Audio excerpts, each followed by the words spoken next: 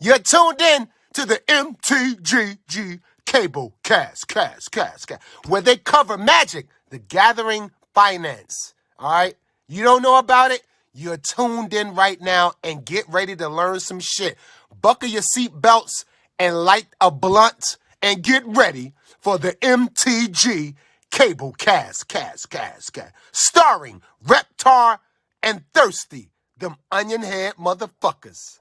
Alrighty, guys, welcome to the newest episode of the Cabal Cast. This is something we've been teasing for weeks without having an announcement about an announcement, but the announcement was made over the course of 5 different announcements that are all linked from one main announcement. For all of the details for It's Finally Happening, the return of the Pro Tour, the return of competitive play, the return of organized play. There's a literal pyramid scheme involved. There's 7 different ways to qualify. There's 12 different ways to get points. I'm making all of these numbers up because it seems like Wizards of the Coast did too. So anyways, let's get started with how this impacts vendors. Yeah. So at the top, as a vendor, I don't care that the image they chose to display how to get to Worlds is a literal pyramid scheme, which was the first thing I did notice about this. It's that right now there's a very clear way to get to Worlds, and PTs exist on the side, which is great. Cool. Yeah. We know there are going to be seasons. Right now we're looking at Pioneer and Modern as the primary formats for the... what are they called? The legacy formats? Yes. The non-rotating formats. That's it. Eternal, yeah.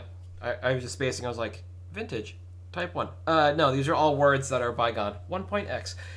But what I do care about is the seasonality and the fact that we now have organized play with a purpose. Up until this, we just kind of been floating by. And so as a vendor without an LGS, I just didn't really care what was going on too much. I did care, but I did not care like I did prior to lockdown. But I am very excited now as a vendor. As an LGS owner, I think I might be actually more excited about this because with all this coming back, that means we might actually begin to see paper pre-releases again, which are bread and butter events. Yep. And we know that WPN stores, premium and not, can run these regional qualifiers or regional champs qualifiers, which are down at the bottom of this pyramid. You can host 1 if you're non-premium, 2 if you are premium. Yeah. So again, as an LGS, I think that's more important for me as a vendor, but as a large vendor, I don't care about that. I'm looking at regionals, and I'm looking at anything else going on in regions. So for the United States, that's Dreamhack. Yep. And then I care about Pro Tours because as a vendor, I do get the opportunity to vend Pro Tours if they are local. Yeah. I think that's one of the interesting things, and especially, and so as a vendor, what a lot of people were curious about is why Dreamhack? Who are they? Correct me if I'm wrong, literally like the best esports event providers in the world? Yep, that was... It wasn't tone deaf. It just goes to show how little crossover there is, or how old and white a lot of this mindset is to not know what Dreamhack is. And Cedric Phillips put out a great podcast this week where he interviews like the Dreamhack organizer and somebody else within the org. And if you want to learn more about what Dreamhack is and what they do for esports and the kind of events they put on, go check that out. As like an exhibition style event that does allow vendors. They have allowed trading card vendors or like collectible vendors on-prem before. Tables seem to be fairly cheap from what we've heard, but now with this change, we might expect that to increase both in terms of table fee and appearance of collectible vendors at Dreamhack, or they might just clamp down and say, okay, we're only going to allow named vendors that we know, Star City. I don't know if Channel's going to be doing any events physically. Good Games, I guess now it would be, like the known Toa. Quantities, Card Kingdom, Toa, you can come out, that kind of thing. Exactly. And I'm really curious to see that because Dreamhack, there's obviously the opportunity for it. Yes. Now, one of the interesting things is how some of the other organizers have handled things. So my understanding is Good Games has chosen a location for their regional qualifier that is a community center where they're still charging people entry for an event they've qualified for, which is fascinating because they're not allowing vendors. So this kind of creates, to me, this weird ecosystem where it almost favors, well, it's better to be a vendor in this area because I have the opportunity to vend these large events. I have the opportunity to arbitrage very easily. And I think that you may see at these larger events, like your Dreamhacks, like the Champions Cup that Big Magic is putting on, like these places that are known, Face-to-Face is another prime example. I could see them opening things up to other vendors and saying, look, come on, vend. It'll be sweet. We don't care. It worked for Channel for years. We have free tables there for ourselves. You can come on and arbitrage whatever you want to do. We don't care. And I think that's the thing that has me most excited as a vendor, is we're getting these big events where there are select opportunities for arbitrage. It feels similar to old events now. You know, your Star Cities are great, but by and large, it's the same 5 vendors, the same 6, 7, 8, 9, whatever it is. You know, it's not like a GP. You have 15 vendors there, and only 7 of them are the same from one event to another. It feels like we might be getting back to that.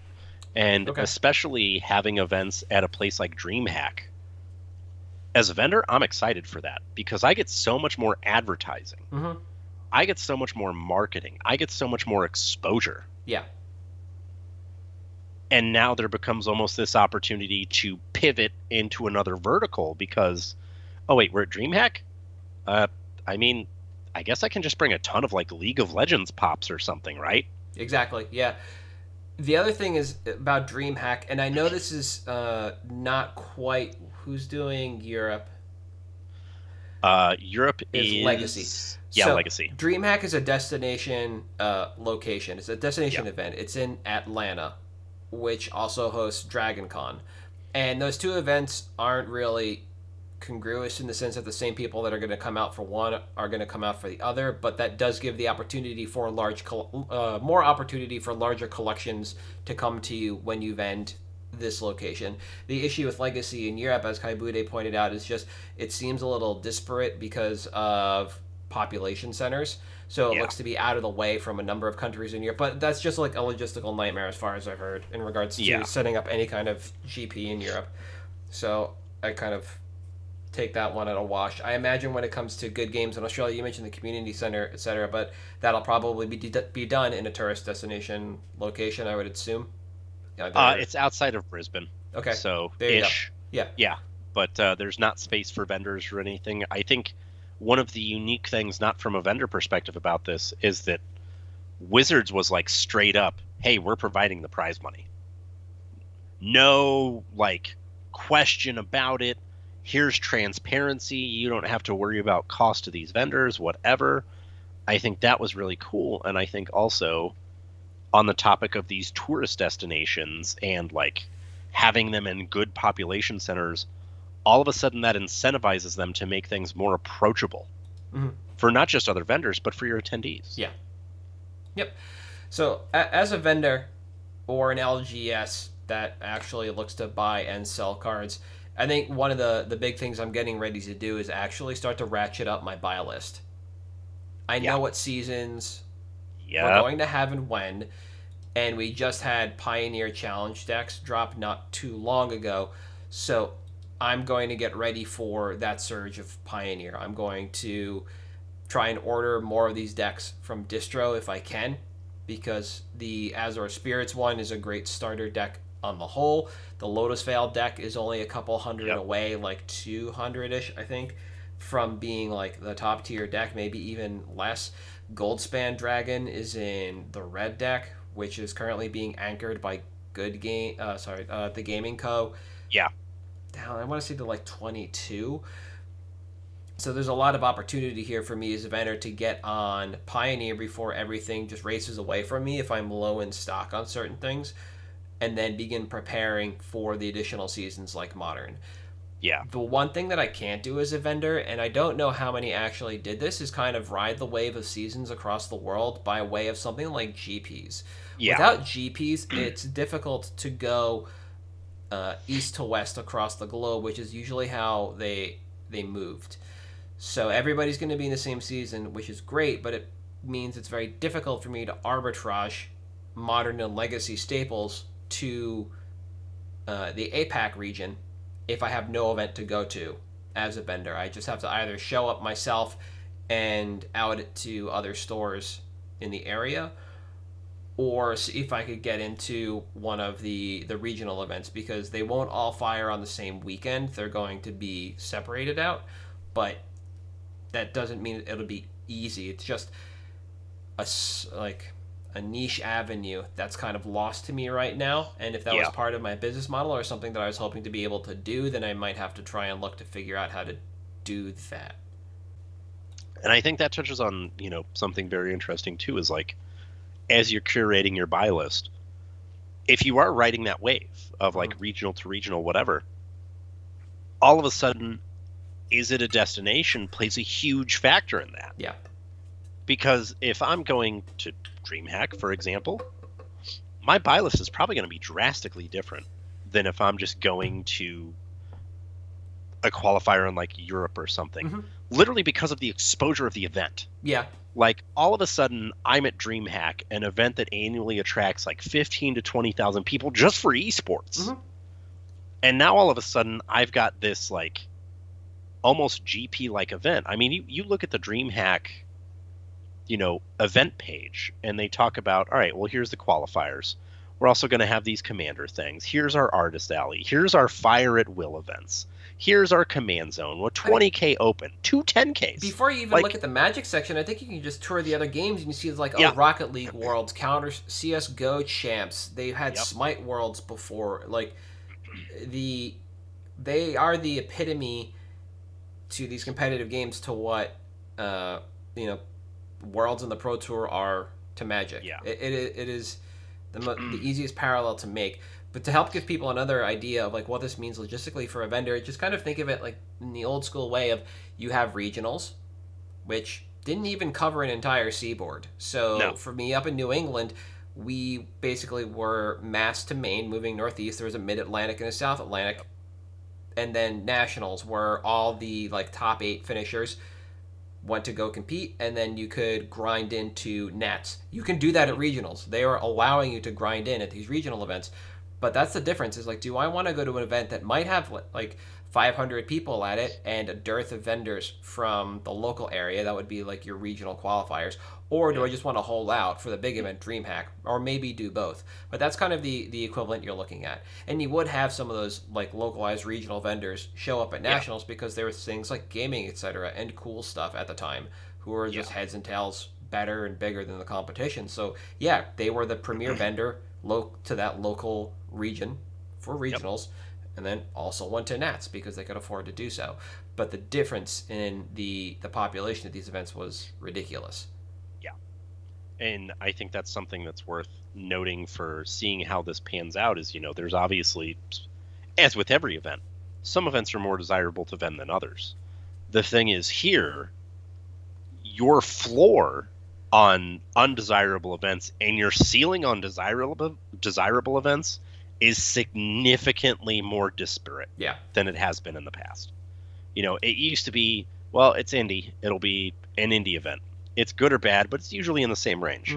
Now it can literally be like, well, if I'm a global vendor and I travel to these things and I have the opportunity to vend at, Legacy or Good Games or Kadu or Oracle, wherever, some of them all of a sudden are like, well, I mean, I'll probably be fine, but I'm going to be insane at this event. And it's almost like, all right, does this now kind of contribute to the death of that global vendor that's at every single international event and domestic? It doesn't matter.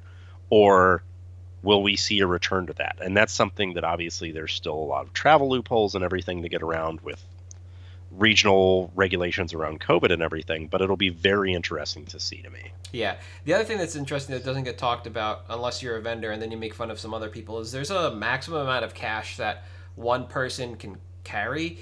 Yep. And customs gets really frisky when they recognize that two people have close to $10,000 and they might work for the same company. So they'll Yep. sum that number up, and then one or both of you gets bounced. Yeah. And they have to take the overage. So there's also that little bit of logistics, which is kind of fun and wonky to figure out. But I really think it is like the GPs are the missing step right now. Yeah. And since they've canned the parlance for Magic Fests and Mythic Championships, it's just back to GPs for me. That's what they were before. We accepted the new terminology when they wanted to make it a convention, but if they're giving us back the Pro Tour, Worlds, and Regionals, then GPs all the way. Yeah. And I think, like, as a vendor, that's what I'm really hoping for. I'm hoping for that, like, maybe twice a month kind of event that I could hit. The last thing I really think about as a vendor is, what does this mean for me in regards to my sealed versus singles ratio? Like last week, the week before, 2 weeks ago, we talked about pack cracking, right? And we talked about how a vendor isn't just going to crack everything. They're going to crack something and leave money on the table, quote unquote, during pre-release season to sell sealed, because that puts you in the black pretty easily.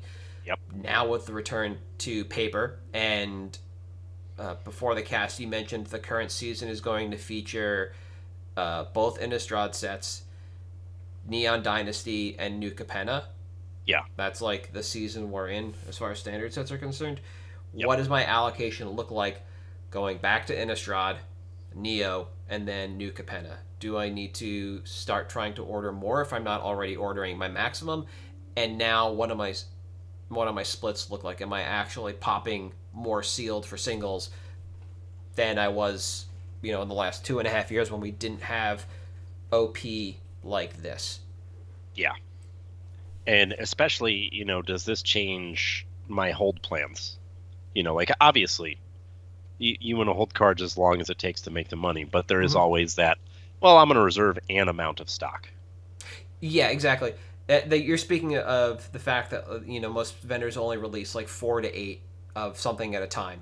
Yeah. And they'll reload maybe the next day and then reload, and that helps them really set pre-sell goals, right? Yeah. Yeah.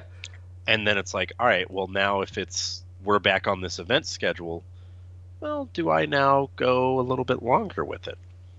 Maybe.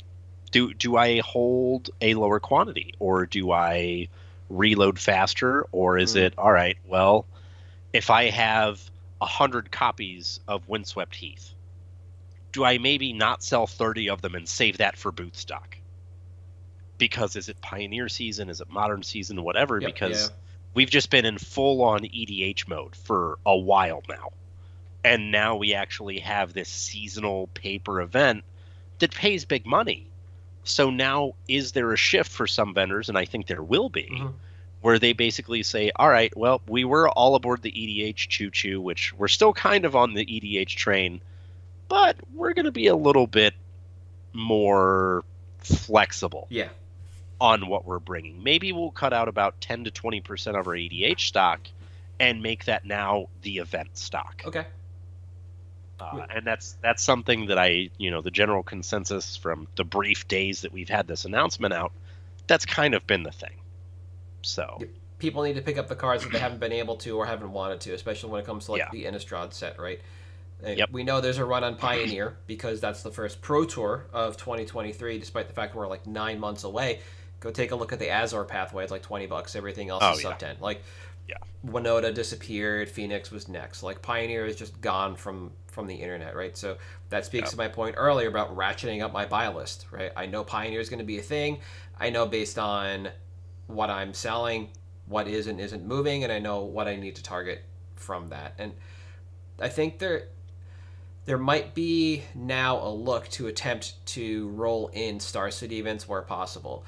There are no outside invites into the WotC ecosystem. Those have been removed. So the Star City circuit is now just 5, 10, and 20K events. That's it. There's nothing that it rolls up to just yet. I think they have... they might do command fests if those things come back. Those like regional specific 2 on a weekend events where people just gather and play Commander. Like there was one in Baltimore or Roanoke and another one in Chicago one weekend. I really don't know what went on. I think we were at a GP. Yeah. That might have been like Minnesota or something weekend, or Detroit.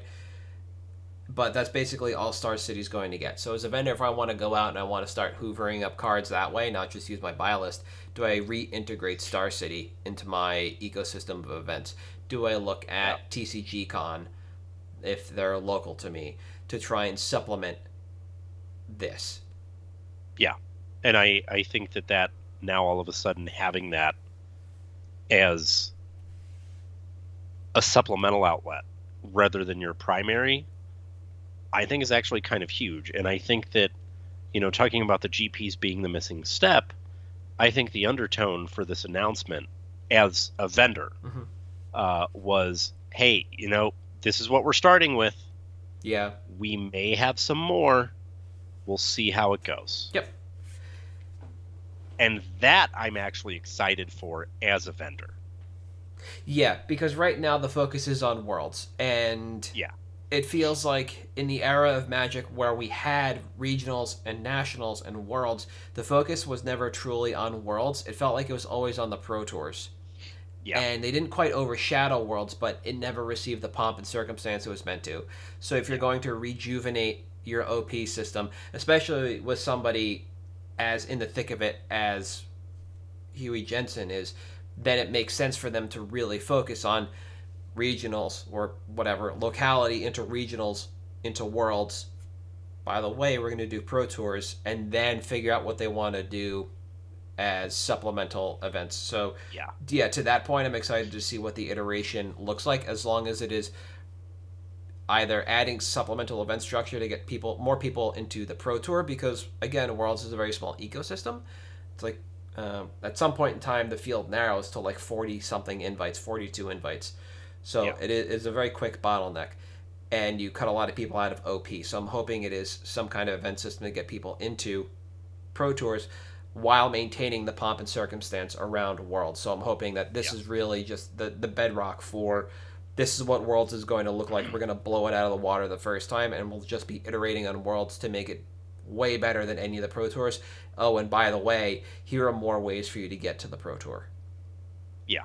That's what I would be hoping for, because as a vendor, that allows me to go out and continue vending. It allows me to do what I want to do, which isn't just operate a website. I want to be out there. I want to be, to the point you made earlier, marketing while I'm there, because not a lot of people might know you if you're either just online or only a local.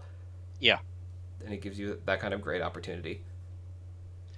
It really does, and I think that as a vendor, one of the most underrated things about these events is literally being able to put a face to the TCG player name.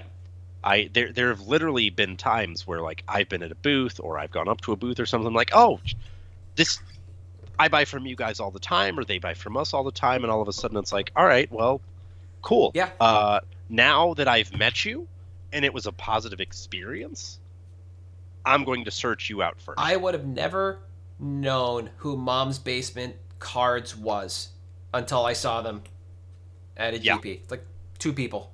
Yep. No idea. And then all of a sudden you meet them and you're like, oh, well, this was actually a really good experience. Yep. This was cool. Awesome. I'm in, guys. Exactly. I'll try to buy from you from now on. Yeah. Or exactly. Like if I see you in the list, I'll hit you up instead of just some rando somewhere else. Yeah. It definitely helps, with something like that. But as far as from my side of things, like as just purely as a vendor, non-LGS, like I'm sure there's more I'm not thinking of right now, but I'm just kind of reveling in what I have in front of me. There's a lot of minutia. There are a lot of details to go over. I've listened to a bunch of podcasts about what people think and from players who have really dissected it. None of it really seems to impact me right now as a vendor. But if there's anything else from the LGS side of things that kind of stands out, if you got anything on that. No, not really. I mean, it's the same thing. Like all of a sudden we have these events we can do, which were kind of like, your regional qualifiers where people would travel to it, and I have a chance to sell a little bit more that maybe isn't relevant to my local market. Yeah. Which, great. sign me up. Yeah, I don't think there's a player cap on the RCQs, but I imagine the first one's going to be hell on wheels because you don't know how big a space to get. So that means Yeah. possibly an attendance cap, or you get someplace that's too big, and it's going to be weird at the end of the day when you're like, we had to pay a lot more than we made, and that was kind of a boop. But again, all iteration, and you don't know what to expect coming up into that first one. So, there's only nothing else unique from the LGS side. I'm ready to run straight through the picks. Let's do it. All right, so I'm going first this week, and my pick is a buy a box promo. And as far as I can tell, only a buy a box promo. And it is King Ken. Yep. It is Kenrith, the Return King from Throne of Eldraine, buy a box promo. Now, I didn't pick this because it saw constructed play, although that is definitely something that weighs on the pick, but not in the face of a Pioneer Rush. That just kind of helps overall. Kenrith, the Return King, is a hardy 5-color general that allows the player to do a lot. And that is really why I picked Kenrith, the Returned King. A card I've been watching for 5 months. It does look rather flat up until recently. Right around Midnight Hunt, it takes a jump from about $5 up to $7 and eventually starts slowly tumbling down into the mid-6s, which I'm perfectly fine with. What is really impressive is the fact that Card Kingdom was buying 78 at 250 and is now buying 49 at 320, and that 49 number is pretty steady while the buy number continues to goes up. The buy price goes up. So we're holding steady on quantity, but price is increasing, and that's why I picked Kenrith right now. On the open marketplace, we've actually seen an increase in quantity and a decrease in price as people are moving out of the card, either because they're turning away from it as a general, which I think is a mistake, or I believe this was a card you had a very small amount of time to play and constructed in paper before that went away, and so these are just extra copies on the market space. Now, as far as EDH playability is concerned, really, this is 5 colors all day. You could shave it down to 3 if you want to, whatever, but it's a 5-color general, so it's really what you're doing. There does seem to be a heavy lean into Teamer more than anything else, whereby black and red are for advantage style cards like Opposition Agent and Dockside Extortionist, but white is like non-existent in this. So again, Teamer with a little bit of red and then less black on the back end. White is there for like Smothering Tithe. Things you would expect out of white, because that's just the only cards they have right now. And so it's kind of interesting to take a look at Rec for Kenrith. So you just go down and you see a lot of interesting things, but like I said, white removal, Smothering Tithe, and this very heavy lean to Teamer. Yeah. So what are we doing with Kenrith? And it's honestly kind of hard to sniff out because you can do anything with Kenrith. You can make infinite mana and draw your opponents out because the draw ability says target player. You can reanimate your opponent's threats. There's Helix Pinnacle shenanigans once you have infinite mana. You can even Zerda combo once you have infinite mana. With a card this wide open that only gets better over time and isn't narrowly focused, it appeals to everyone we need it to or want it to.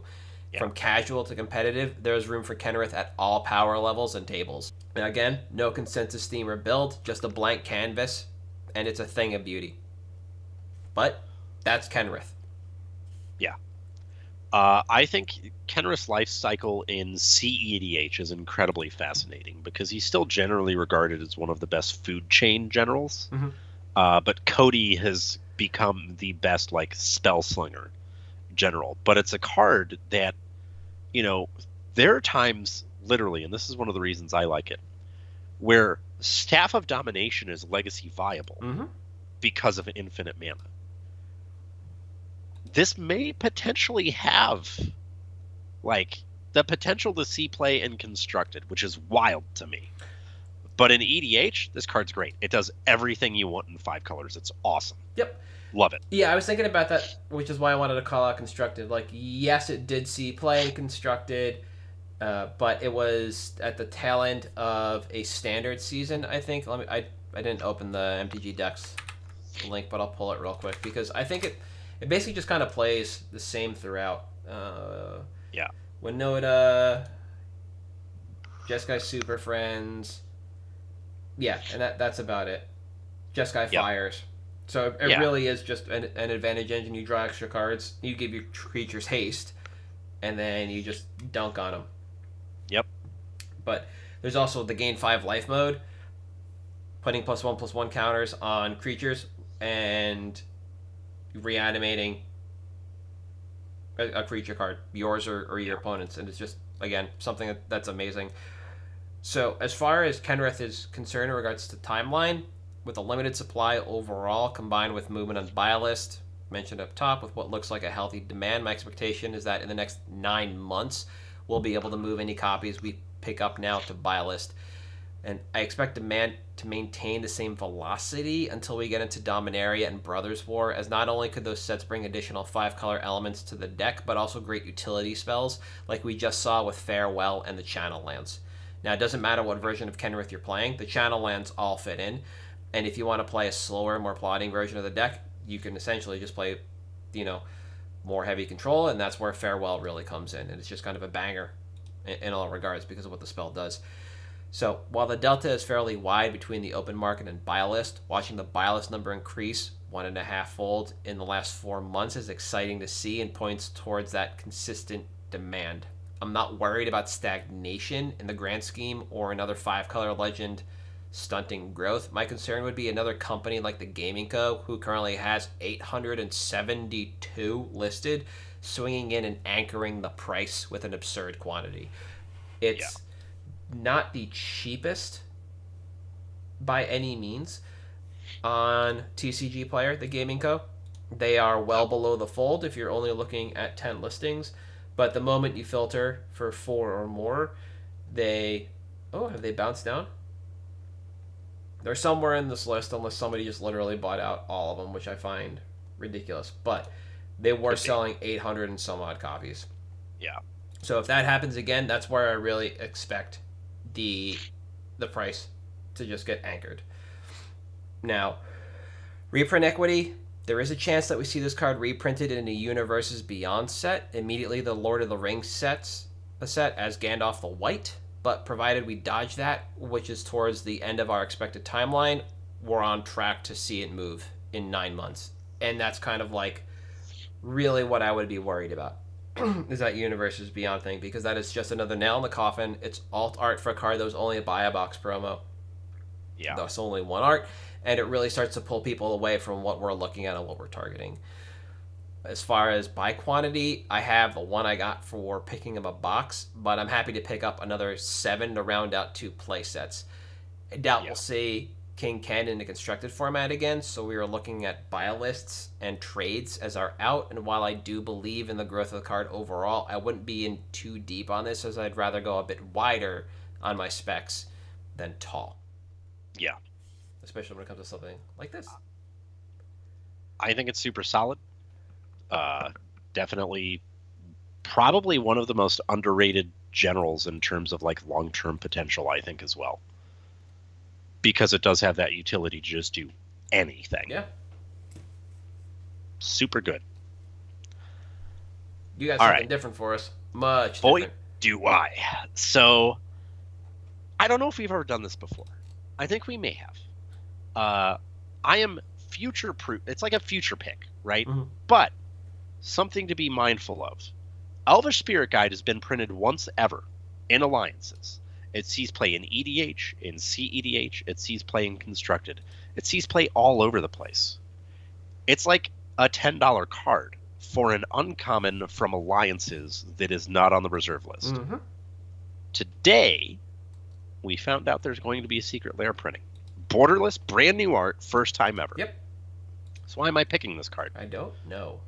Well, if you take a look at most of the other Secret Lair cards that have had a single printing prior to their Secret Lair printing, they tank. Craterhoof tanked. And it had multiple printings before. Took right off afterwards. One of the interesting things about the Secret Lairs is that throughout their history, there have been maybe 1 or 2 misses total. Even the Phyrexian Praetors, obviously the Judge Promo Norn took a giant hit. It started to recover afterwards. So what I'm saying is a card like Elvish Spirit Guide right now, you can probably pick up on the low because people are trying to dump it in trades because they know there's a reprint incoming. Mm-hmm. The interesting thing about this card is it is viable as an EDH set. So you can get 5 and be fine. Yep. Because it sees play in Oops All Spells, Sneak and Show, some Elves list. It's all over the place in Eternal formats. Belcher. And then it's just good in EDH too. Mm-hmm. So what I'd be looking at picking up, which I've already picked some up, literally today at work, someone had some in their binder and I was like, hey, that's getting reprinted. Low's 9. Would you trade them at 6? They snapped it off. Great. I get to trade at buy list. Sign me up. Anyways, I'd be looking for about 10 to 15 of these. Generally, right now, for between 5 to 6. Mm-hmm. But I think as we get a little bit more close to the release of the Secret Lair, as we get further through the month, same thing's going to happen that happens with all the others. That price is slowly going to go down. Mm-hmm. When the lair ships, it'll tank. But a month or two later, it's right back up to where it was because it's one of those eternally viable, not like forever viable, but viable in eternal formats. Yep. Like staple cards that just works doing degenerate things that isn't a very high print run. And if you think that the Secret Lair print is going to be anywhere near the Alliance's print run, we did an episode on print runs from this era. Trust me, it's not going to be anywhere near it to make a huge difference. But this is one of those things that I saw. I'm like, hey, this is timely. Let's do this. It's not necessarily a market trend, but like hey, here's something to be mindful of as a vendor because this reprint is incoming. Mm-hmm. So you can potentially get this card for less money prior to the reprint and significantly less money once that reprint ships. It's kind of like the opposite of what we saw with the Triumphs when Capenna was like, oh, we're releasing them. Okay, cool. So, again, I wouldn't go super deep on this. Maybe 10 to 15, 2 to 3 EDH sets. And I'd try to get them for sub 6 if I could. I think timeline-wise, so end of the month, Secret Lair's done. Generally takes about 2 to 3 months for the Secret Lairs to ship. So we'd be looking at May, June, July. Mm-hmm. Then August, September is when you'll start to see this price recover, which is interesting timing because that's when Eternal Weekend is. That's when Dreamhack is. Yep. That's when Gen Con is. There are a ton of events that time of year that bring a lot of eyes to the game that all of a sudden could see, boost stock on this stuff shoot up in price. So just something to be mindful of as we get into that season. And it was something that I saw and I'm like, this is timely. This is a card that has steadily risen for years. And even after it's risen and it's like tanked, it's never going back to where it was. This card will be $5 forever, at least. It's just too good not to be. Simian Spirit Guide is banned in the format where it matters. But paid for somebody else's sins, like so many other cards. Anyways, this card will perpetually be a $5 card because outside of a Secret Lair, this is not the kind of card that gets a sizable reprint ever. It's just templating, power-wise, everything, not what they like to do. Yeah, I think the other thing that's going to be interesting to see is at some point in time, people are going to have to reconcile if they want foil or non-foil in this card.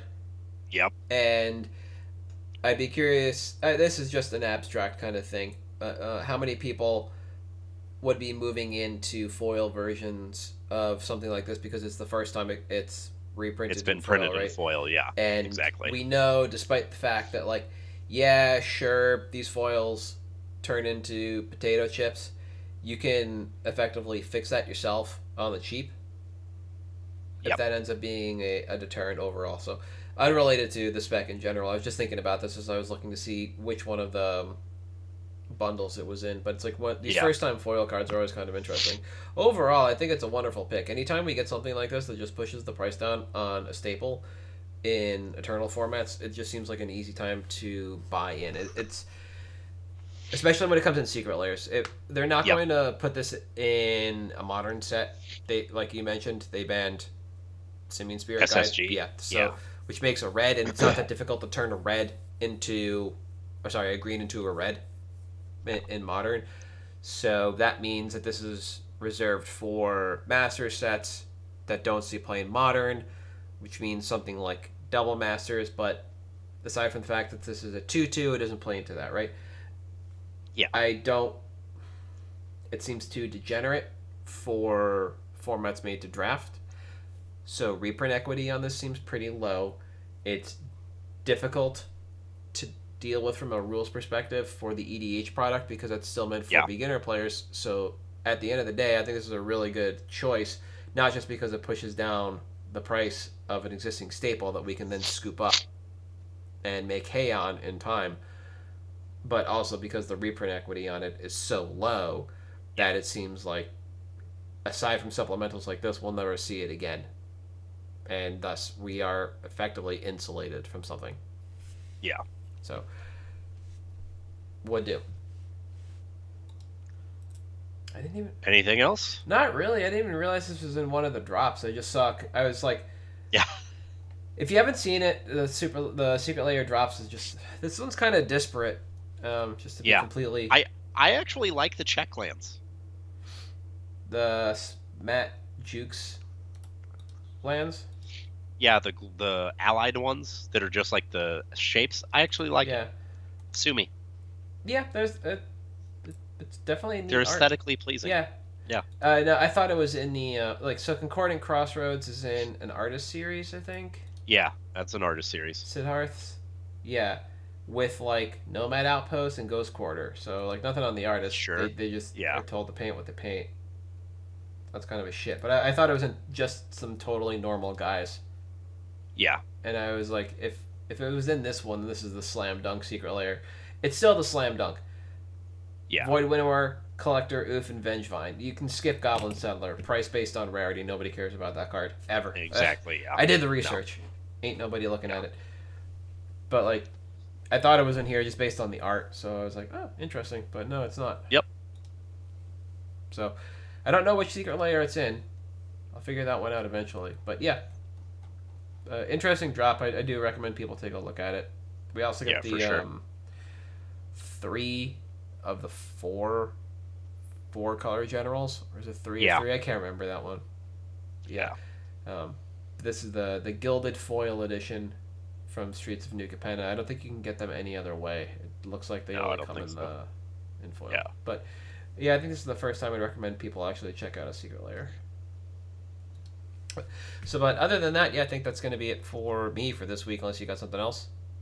Nada. All right. So, for at MtG Cabalcast on Twitter, Patreon, Facebook, and YouTube. I am at Halt I am Reptar. You are at Thirsty Sizzler. We'll see you next week.